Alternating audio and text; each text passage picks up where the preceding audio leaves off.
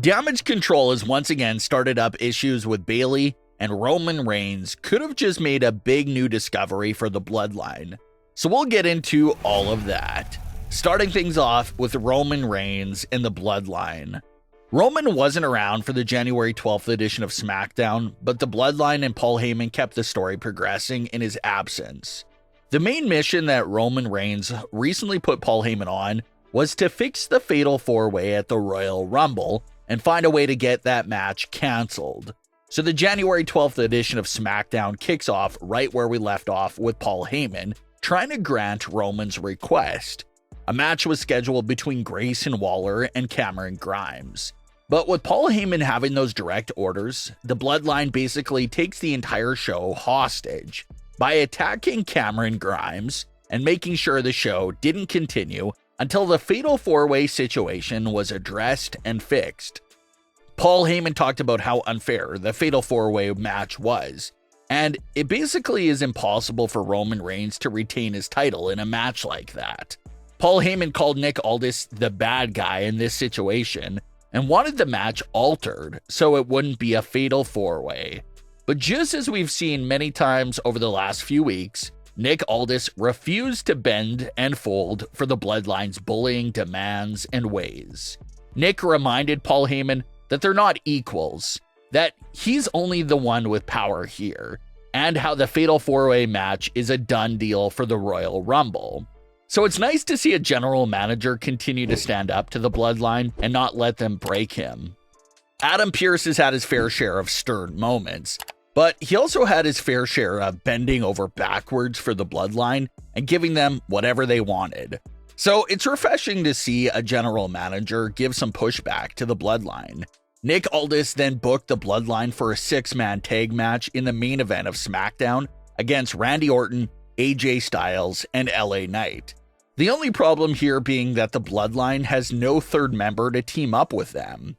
And the big running joke of the night was Paul Heyman walking up to several WWE superstars backstage and trying to convince them to team up with the Bloodline for the main event. But this is another very crucial moment and example of the Bloodline's past coming back to haunt them.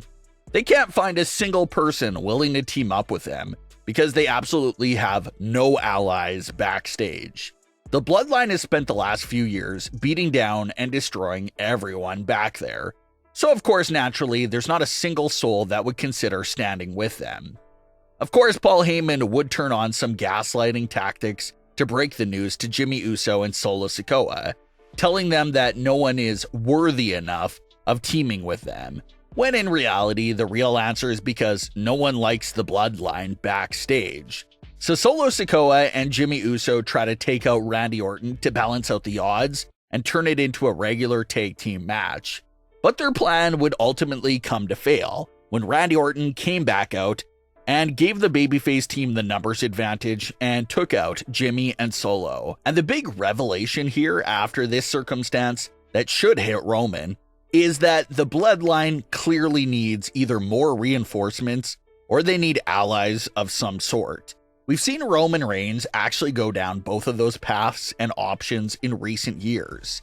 We saw Roman Reigns bring in Solo Sikoa when the Bloodline desperately needed extra help. We've even seen him welcome in a non-family member, Sami Zayn, to add more firepower to the Bloodline. And we also saw Roman and Heyman strike up multiple short alliances with the Judgment Day that all turned out to be a pretty successful one for the most part. So we've seen Roman bring in people and form alliances before, so with the Bloodline being arguably at their weakest state right now, is it time for him to go back to the drawing board and consider one of those two paths? That's why the January 12th edition of SmackDown could have basically been beneficial to Roman and the Bloodline because it helped identify their biggest weakness. They don't have enough firepower, and no one at all is willing to stand by them and give them some help. It's just like in any other story of historic battles or wars.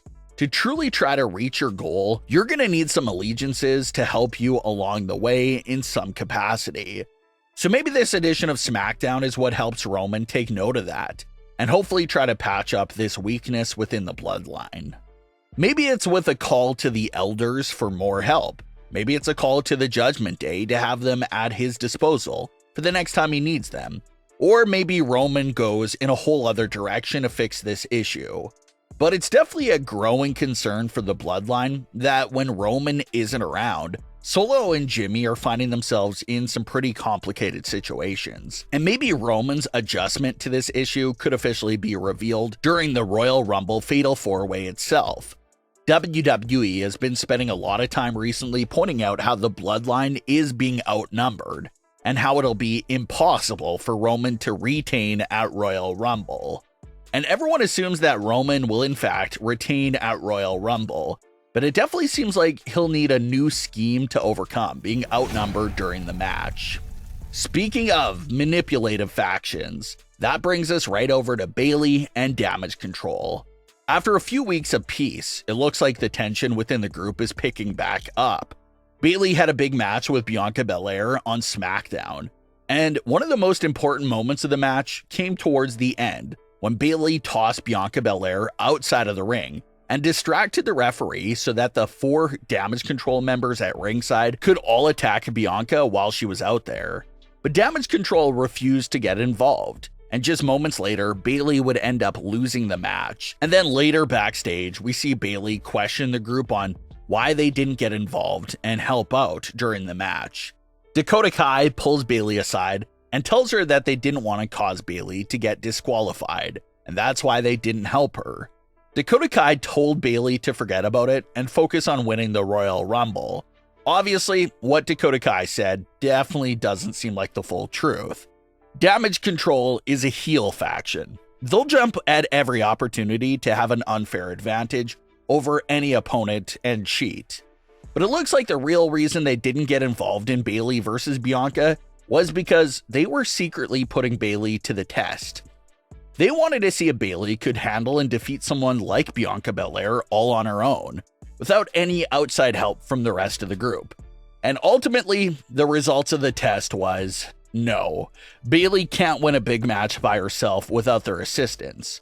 But of course, they're not going to tell Bayley what they were quietly doing and observing. So they're going to lie to her and say that they were just concerned about disqualification. And it's also interesting to point out that once again, Dakota Kai appears to be the one doing all the big moves and manipulating here towards Bayley. Kairi, Io, and Asuka have all been pretty cold towards Bayley for weeks now and barely speak to her. But it's Dakota Kai who will come off as Bayley's only true friend in the group and will constantly pull her aside to talk to her. But it doesn't seem to be in a genuine way. It definitely seems to be a very manipulative and spinning narratives on Bayley, so that Bayley doesn't get suspicious of what's really going on. It's also not quite clear yet if this is all Dakota Kai's big plan, or if she's acting under orders from Io Sky. Io is the champion after all, so we got to assume that some level of shot calling has got to be coming from Io's way. It looks like Damage CTRL is waiting things out to see if Bayley could win the Royal Rumble match. And once Bayley comes up short in that as well, then Damage CTRL may just turn around and officially look at Bayley as dead weight and the weakest link in the group. And that's when she'll receive the boot from the group. And once we do get that big payoff of Bayley leaving the group, that'll lead towards Bayley first time as a babyface in just about 5 years. But what are your thoughts on today's stories? Leave your comments below. Don't forget to subscribe with all notifications on and leave a like if you enjoyed. Thanks for watching, guys.